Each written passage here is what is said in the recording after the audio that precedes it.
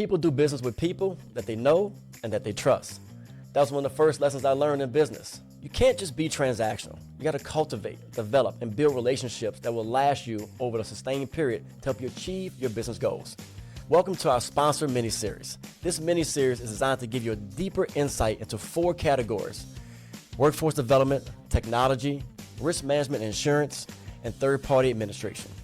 You're going to get an insight into the people and the products that's bringing the value to your business. Now, if you're like me, one thing I hate is to be sold something. It just doesn't feel right. Just give me the real answers. I'm going to ask the tough questions. Show me what you can do and what you can't do, and I'll make my own informed decision. And sometimes we'll find out if the solution doesn't work for you, but we're going to go deep. And if you find this interesting or you want to learn more, check out our sponsors in deeper detail. Go to their websites. But when you call them, make sure you use that L12 discount code because, they're giving you free money. You might as well use it. So sit back, relax, and enjoy the mini-series. I'm Jason Burns, your host on The Last of First, and I'm excited for you to learn, uncover, and discover what can work best on your Last of First journey. Welcome back to Season 2 of the Last of First podcast. I'm your host, Jason Burns. Today's topic, and we have a 3-part mini-series on risk management and insurance. And I really want you guys to take your time to understand all the concepts that we're going to go through. I used to be a previous owner of a final mile business, and I had several questions about insurance. Why is it going up? Why do you need all this information, et cetera, et cetera. So rather than you continue to rack your brain and figure out what to do next, we're going to bring information to you live and in color. Joining me today, I have the president and CEO of CUI Insurance Agency, Tanner Owens. And CUI is the agency that I actually joined when I left my stint being a final mile owner and then working for the company that acquired me, Drop Off. So Tanner, welcome to the podcast. Thanks, Jason. How you doing? Glad to be here. Good. So let's start, before we get into the details of insurance, and we have a few topics that our guests want to hear. Tell me about your background. So you came into insurance, you're a 3rd-generation owner of the agency.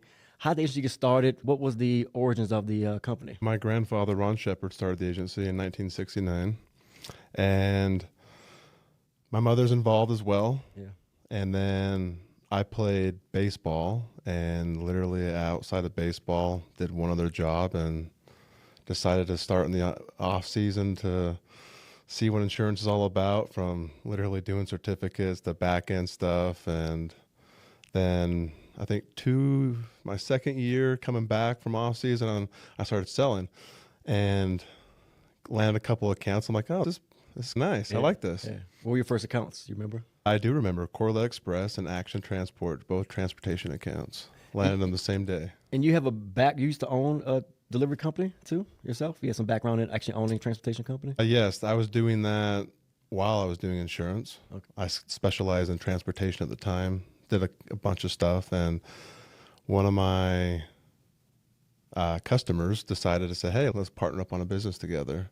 And so, yeah, we ran about 15 trucks, team driving all over the country, and so local to team, and I know the game in transportation. Yeah, so you felt the pain, some of the challenges of insurance, not just being on the side where you were selling insurance and as an agency owner, but experience it as a owner of a transportation company. For sure. So I think it's really important that you had this experience as an owner of a transportation company that you can couple with being an owner of an agency, similar to my background. But before we get into the insurance details, talk about the agency, where the focus is from a vertical standpoint, and the organic growth that you've experienced with CUI. Yeah, it's been a fun ride. It's been about almost 7 years since I've bought my family out.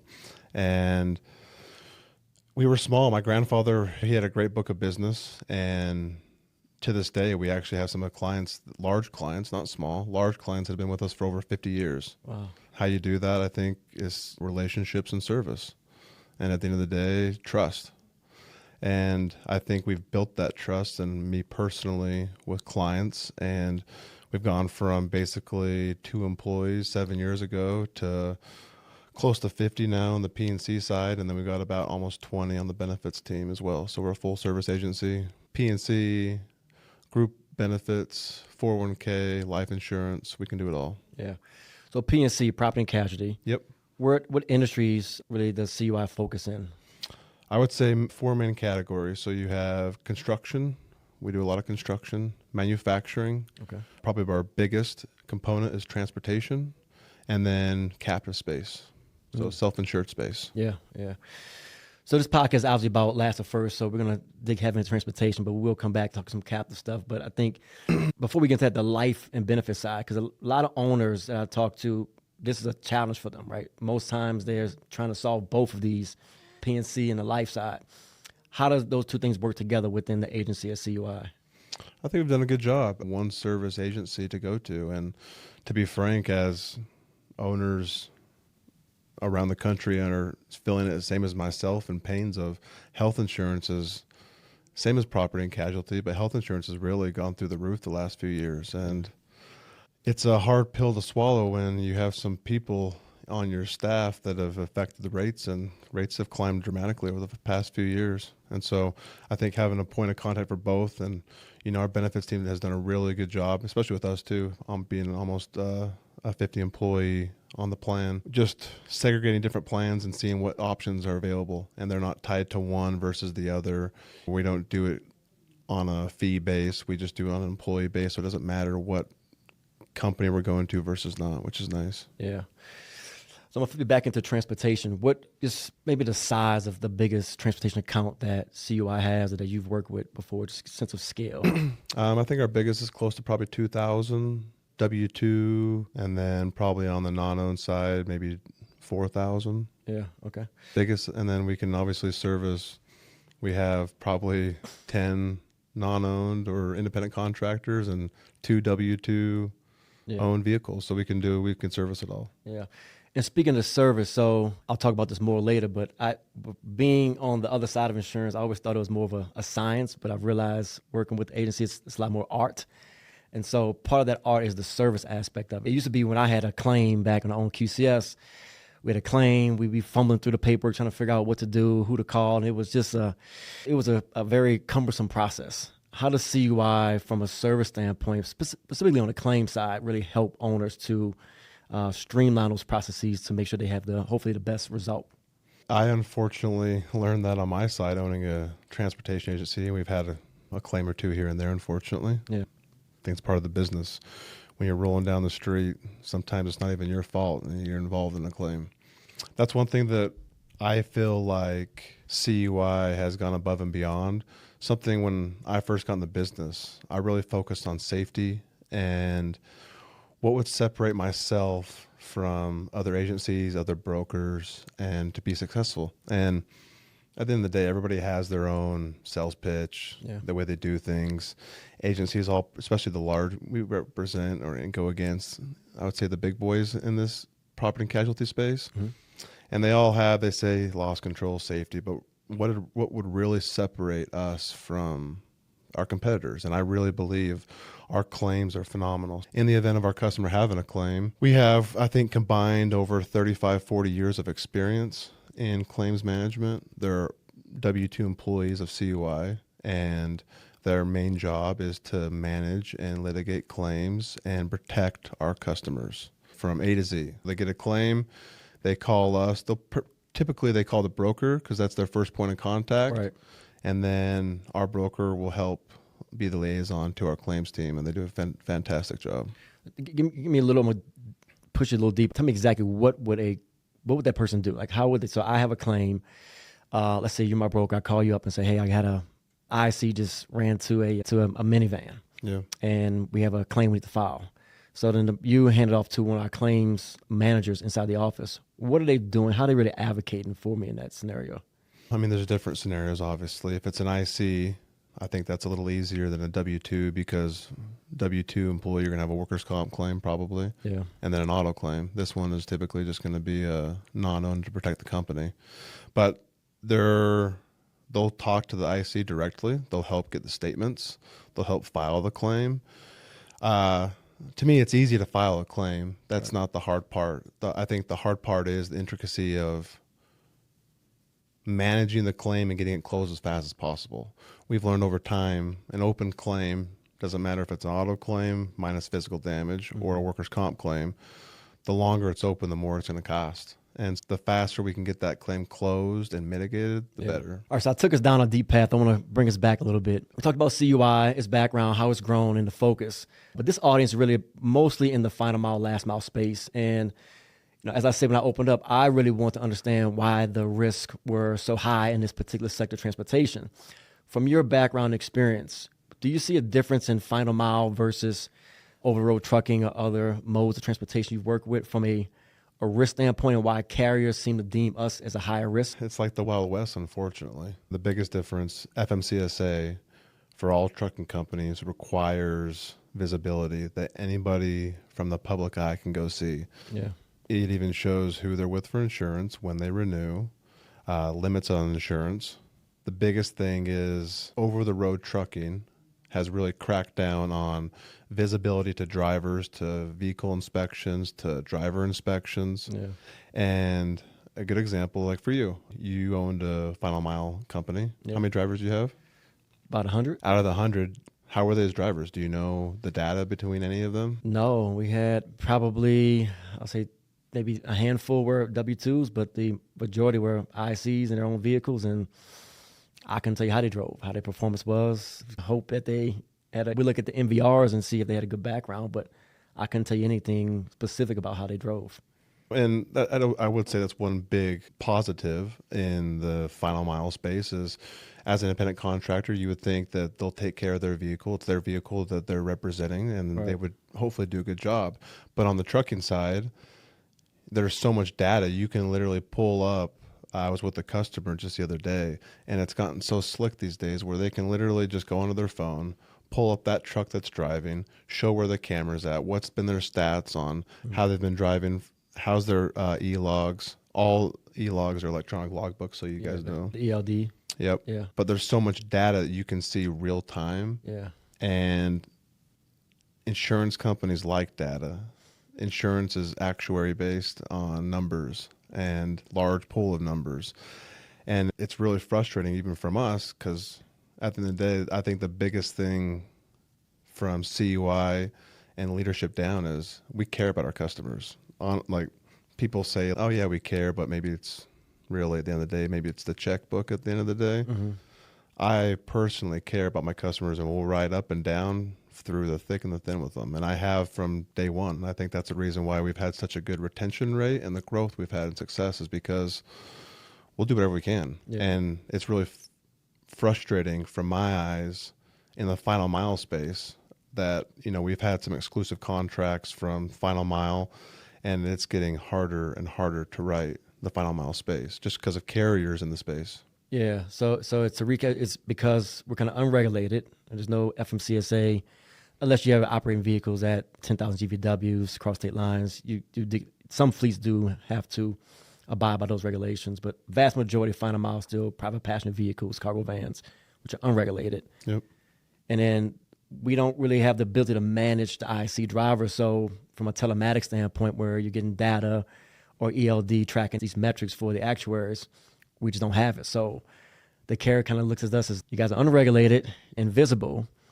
And then one thing I've heard too is, like, from a cargo standpoint, you guys are driving in a lot of times urban environments, multiple stops, vehicles may or may not be locked, so higher chance of theft. So you have some things happening in final mile that just, from an underwriters or actuary standpoint, they're like, we don't really like the guys. And thus, to your point, there's not a lot of options from a carrier standpoint out there in the marketplace today. Yeah, I think one good example is Amazon delivery. We've been writing them from day one, and I have a couple really good friends, clients, that since 2015 have been final mile large in the DSP space. And when they first started, it was haywire. Ask anybody. They went from 0 vehicles to 40 in a year, and talk about just frequency and severity on claims.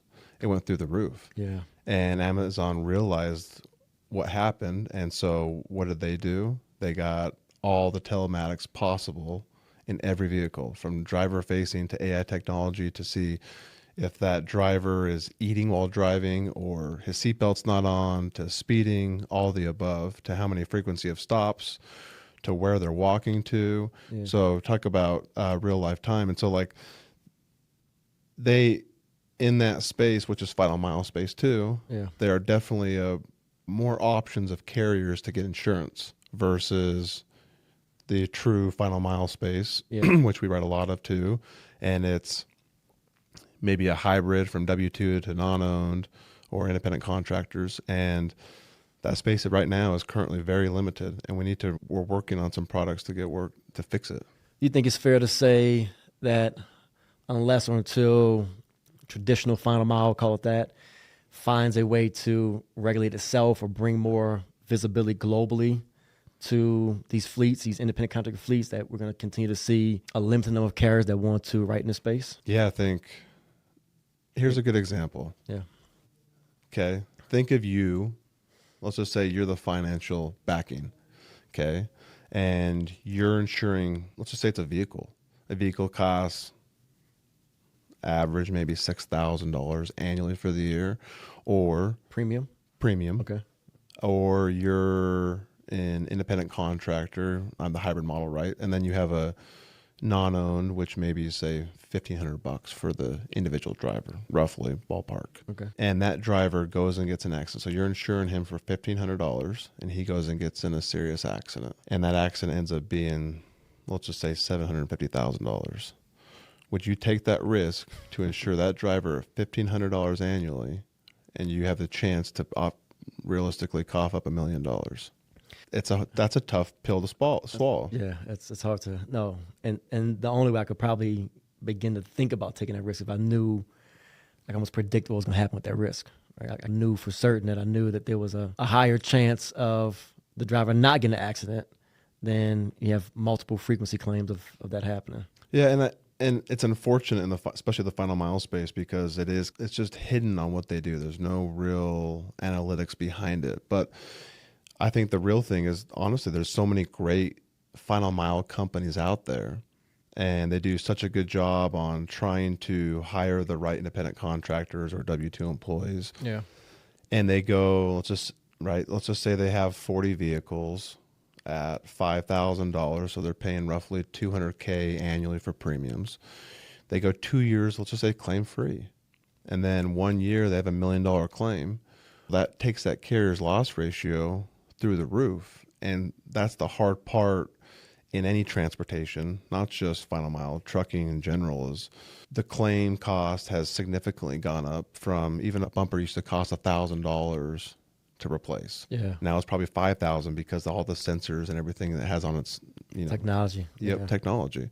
And unfortunately, we have a lot of issues with attorneys, litigated claims, and claims that probably shouldn't be anywhere close to what they're being paid out to than they really should be. They're just tapping the limits or getting these nuclear verdicts. That, and I've just seen some wild claims in certain states that you just shake your head and it's like, how does this work? And Yeah. it's unfortunate. Yeah. And so stuff like that, you have customers that have had a phenomenal year or a couple of years and they have one bad claim, and it's going to happen, unfortunately. But that's if we can mitigate, I guess, the large claims or the frequency of small. They don't like that either. But really, the verdicts of large claims, I think that would also help for the future too. Yeah. Good stuff. Good stuff. Like, we'll close this part of the question out because I think about my experience when I was running our business, and just to when we were bringing technology to the app, like a handheld device where the drivers knew now we could see where they were from a GPS standpoint. That was a big selling point because the drivers were pushing back like, oh, big brother's now watching me. You can see where I'm at. I think one of the things owners are hesitant about is, in addition to just the potential concern about misclassification, because they're now directing control of a driver, is just getting the driver to buy into having a telematics device or something in the vehicle. And so I think that we have to figure out a way to make sure the driver understood the benefit of this for them.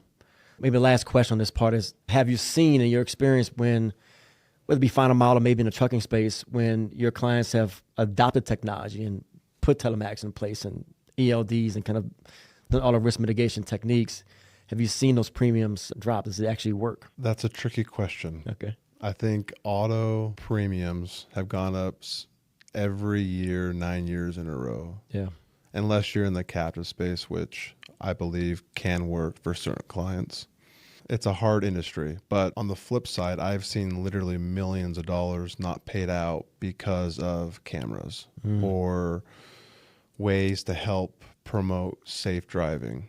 And it's funny because back maybe 2014 when FMCSA really started regulating that kind of stuff. Yeah. And cameras started. Running a delivery business comes with risks, but being unprotected shouldn't be one of them.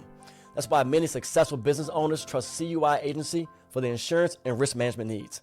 For over 50 years, CUI has helped transportation companies understand their unique risk, learn how to reduce their costs, and protect what matters most: their business, their people, their assets. Specializing in commercial auto, hire and own, cargo, warehousing, and other liability policies, the CUI team tailors each solution to fit your needs, coverages, and risk. So no more last-minute quotes, and definitely don't leave your future to chance. Visit CUIagency.com, speak to one of our experienced producers, and take back control of your destiny.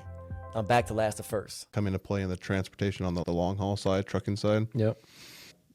Owners were freaking out saying, well, I don't want to lose my drivers. Mm-hmm. And what's interesting now, you look 10 years forward, and I'd say almost, at least that we deal with, most trucking companies have cameras, and drivers is just the norm.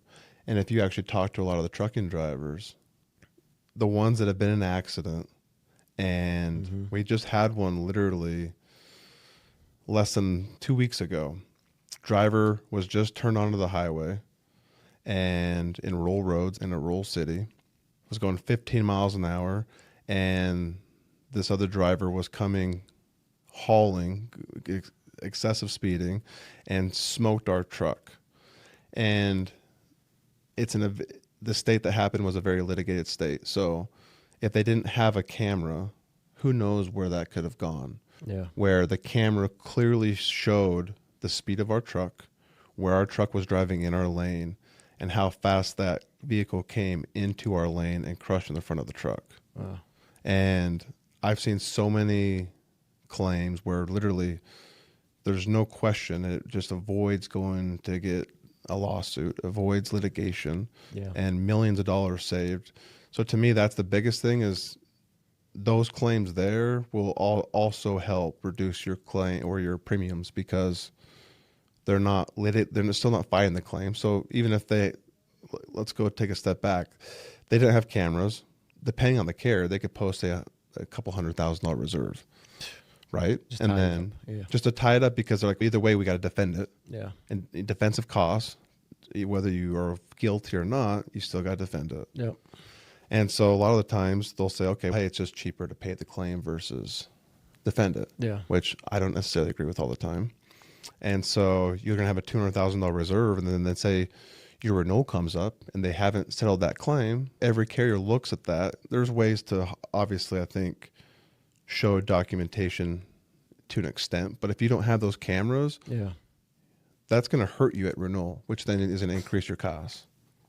I think it's a great answer, because you're saying that, it potentially can help on the premium reduction side, but most importantly, if and more like when, knock on wood, in this industry, it happens, it can save you millions on that particular claim potentially.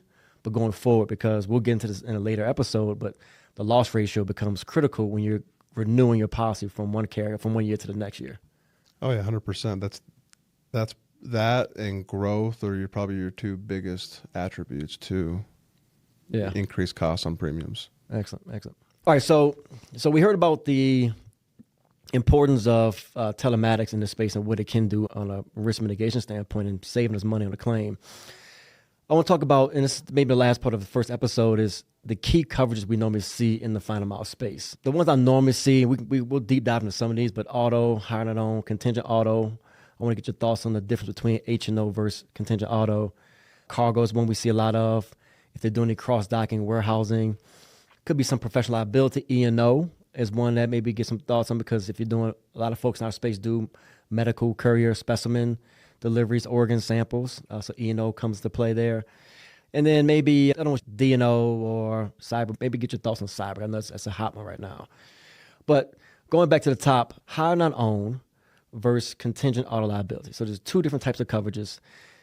What are these covers designed for? So what type of driver model is a fit for these coverages? And then maybe talk to us about H&O, hire and own, versus contingent auto liability.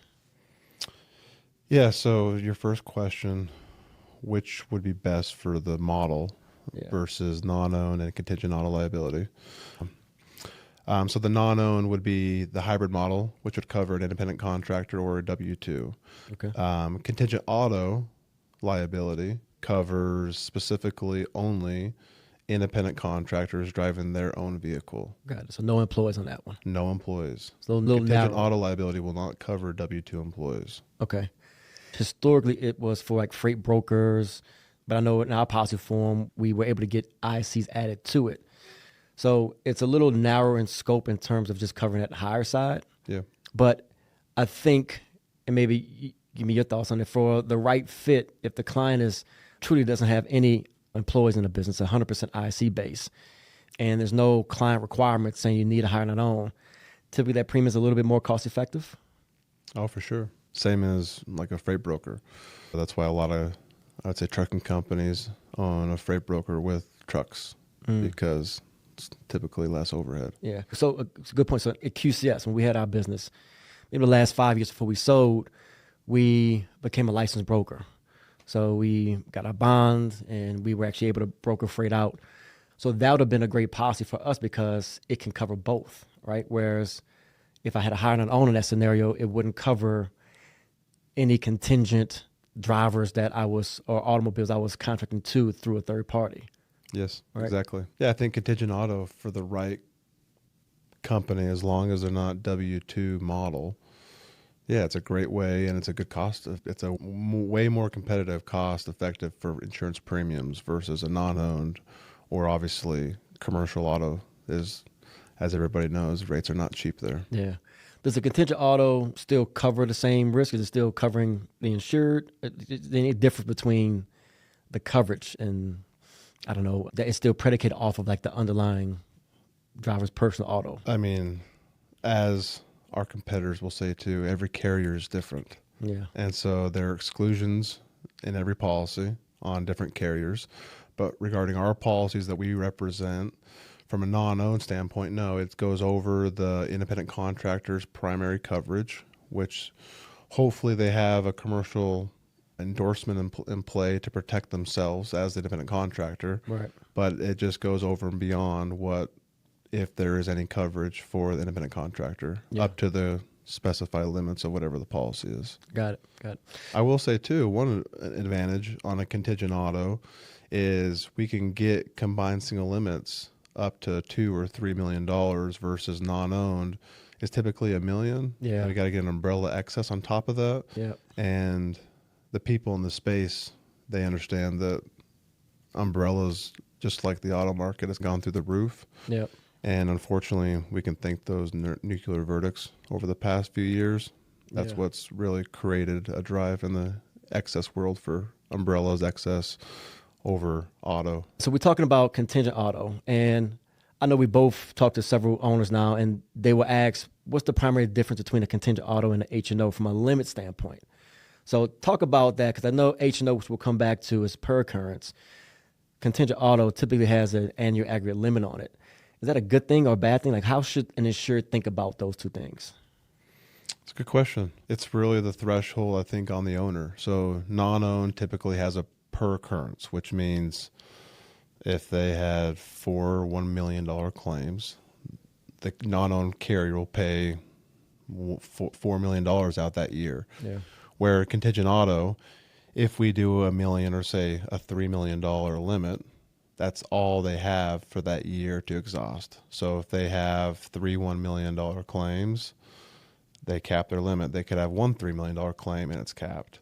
They could have, obviously, you get the gist of that. Yeah. But I think the biggest thing is there's definitely a cost savings for premiums.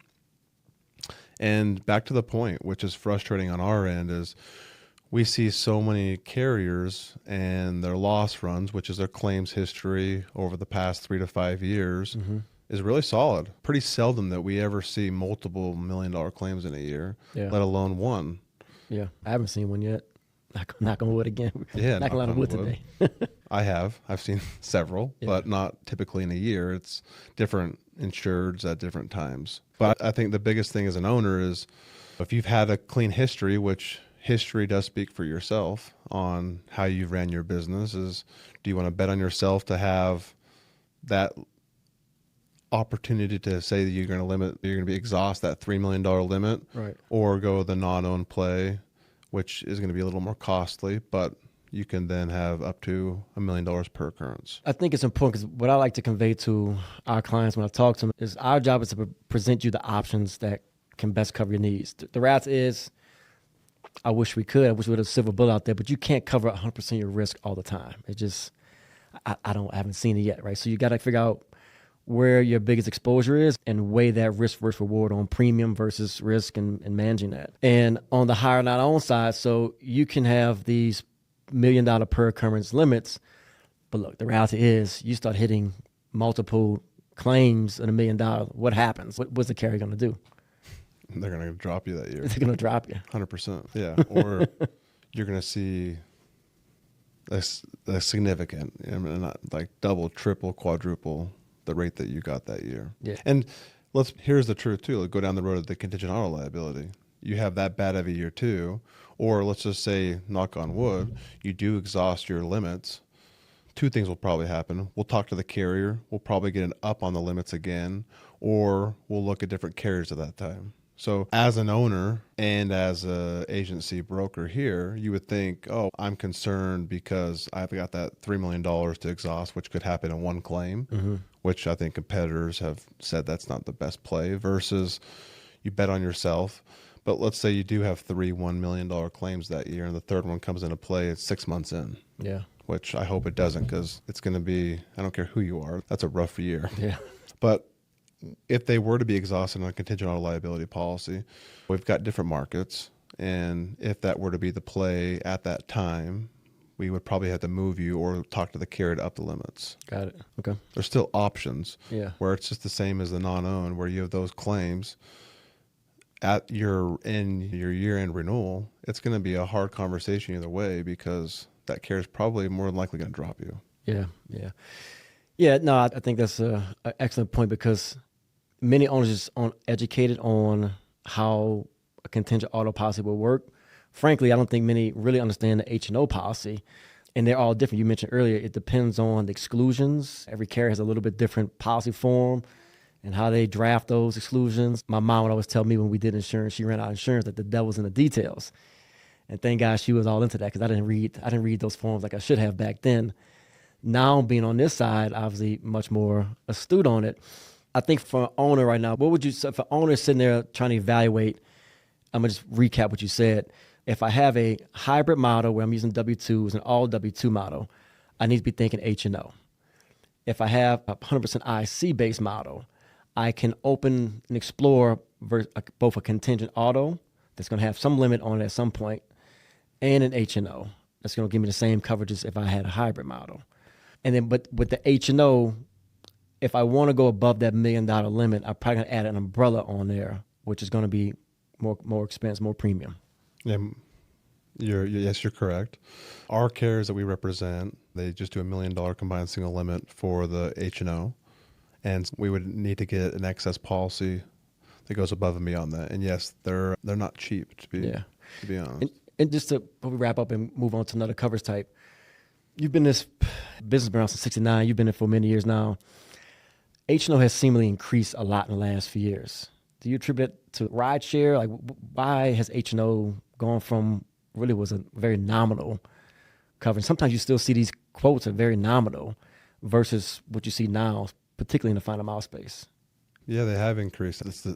Unfortunately, it's still commercial auto that you're insuring. Yeah. And the gig economy. Yeah, we were at a transportation insurance meeting with all kinds of different transportation owners and executives and carriers. And yeah, it's gone up 9 years in a row. And unfortunately, I don't see it necessarily stopping anytime soon. Yeah. And I think, unfortunately, too, in our space, everything is so easily available for, oh, hey, let me get on my phone, Uber Eats, DoorDash, whatever it is. But you have all these companies that are doing deliveries, and a lot of the times they're a timely delivery too. And so not just the final mile space, but the gig space, all the above, I think has just created issues. And as we all know in today's world, just drive anywhere. And unfortunately, you see people on their phones left and right. Yeah. And a lot of the times it's not even your fault, but you're involved in a claim. And so you still got to defend that claim. And it's unfortunately our world that we live in currently that people don't pay attention to driving. And there's a lot of drivers doing a lot of different things that we're insuring for. And it's just costs a lot more money to either insure or defend. Yeah, it's an interesting point. And I didn't realize this until I started working in the insurance business. We talk about the rideshare guys, the Uber, the Lyfts, the DoorDashes of the world. Those companies are mandated by state laws. This was a response to everything that happened when Uber came in with the taxi industry, and there was a big response where every state introduced these laws where those companies have to provide essentially contingent auto liability while on the dispatch. And so, again, going back to why I've learned final mile is a higher risk segment of transportation, we weren't lumped into those mandates, right? So, I guess on one hand, it's a good thing from an owner. I'm not required to pay this. So there's several owners in the space that don't carry hire-on-own coverage. I wouldn't advise that or recommend that, but it's your choice. Whereas in that food share, ride share world, they have to do that, and the drivers, they can't charge the drivers back for it. And by effect, what that's doing is creating and putting a front line of defense in place when that driver's under dispatch. So he's not over-reliant upon the personal auto policy, like you said earlier, have a business endorsement or et cetera. Yeah. Yeah. Agreed. I think another thing, too, from just the independent contractor world, the reality is we need some tort reform in our insurance space in every state. Minimum limits are ridiculous. They're ridiculous. California's property damage minimum limit. So you could go tomorrow, go move to California and buy a policy for state minimum limits, and your property damage limit has to be $5,000. Oh. That's the cost of a bumper to fix. Yeah. So you go crash into somebody else and they get $5,000. And that's one of the other reasons we have all of these attorneys come into play, because it's not necessarily that the carrier is not going to fight for it or pay for that individual. It's the minimum limits for every state it's way too low, and that needs to be adjusted. Yeah, yeah. So maybe wrapping up the first part of kind of our mini-series here, as you look to the future, we spent a little time talking about the risk of final mile. As you look to the future, you have any sense of where this is going? I know we're going to probably continue to see some increasing rates on the auto side. Any big, bold ideas or predictions of what could happen, particularly in final mile space from a risk management standpoint?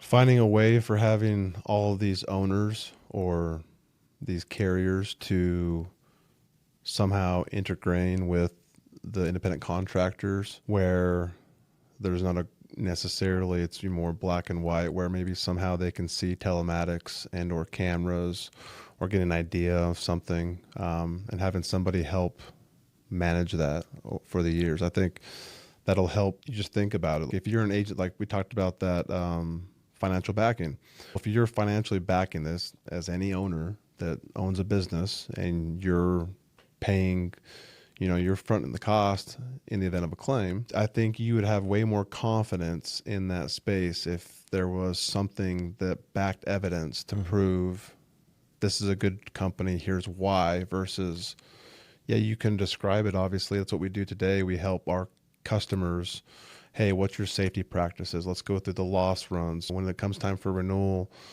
we're here as a partner to help them make them look as good as they can, where if you have actual evidence to back it and prove it, there's a big difference from talk versus walking the walk. I think I'll close out with this, because reason this is, I mentioned earlier, I don't recommend an owner not seriously looking at getting H&O contingent auto in place, because it's not just so much what happened on that particular claim. And this is how I was taught when I first got into the business. Let's say the scenario is, let's say that one driver goes out, gets an accident. You mentioned that $750K claim scenario. Hiring an own or contingent auto, that's a policy that's covering the company for a driver, an IC driver, or it could be an employed driver that's creating a liability event based on damaging some property or person. It does not cover the driver. It does not cover the driver's vehicle or any claims for the driver. So there's additional exposure out there that this policy or policies won't even cover. If you don't have an H&O or CUI policy in place, the likelihood of that driver is going to happen is they're going to get either denied by their personal auto. They will go find an attorney. The attorney will ask them, who do you work for? And how many more people out there are like you? And that begins to start the potential class action claim. And now if that gets filed, now you only have the issue with you misclassifying drivers as ICs when they should be employees. That opens the door for taxes. So now you haven't paid all the federal taxes you should be paying for those drivers, and then workers' comp. So you have 3 potential things that can now arise from one small claim, where if you would have had maybe H&O policy in place, or that certainly that driver had the business endorsement on that policy, you can mitigate that thing all the way down to maybe managing that one claim versus opening up a whole window of things, a Pandora's box, and nobody wants to go down that road. I've been a part of a DOT labor audit. It's not fun. I think you made great points here. I appreciate you walking us through the risk in the final mile space and the coverages, particularly H&O and contingent auto that we see. This is going to be the end of the first part of our mini-series. Come back to us for episode 2, where we're going to dive into captive insurance and who's a good fit for captives, when you should take a look at that, why you should take a look at that, and how it can help you take what we know is a liability, paying insurance premium, to a true asset. Jason Burns, Last First Podcast. See you next time.